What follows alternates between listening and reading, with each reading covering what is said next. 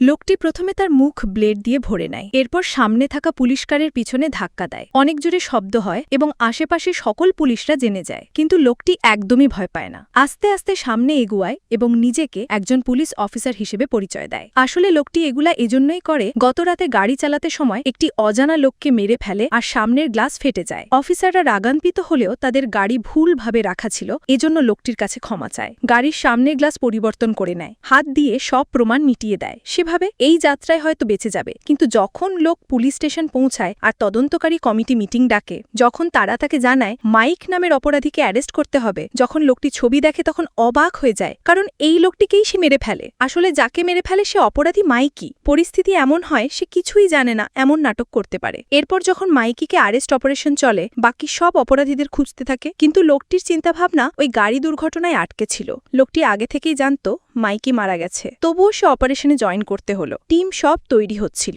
তখনই ওই কুত্তা দেখতে পায় যা গত রাতে দুর্ঘটনায় মাইকি মৃত্যুর। তখনই কুত্তা দৌড় দিল, লোকটিও পিছন পিছন দৌড় দিল আর এক লোহার গেটের ভিতর প্রবেশ করে। এরপর সে কাঁপতে থাকে।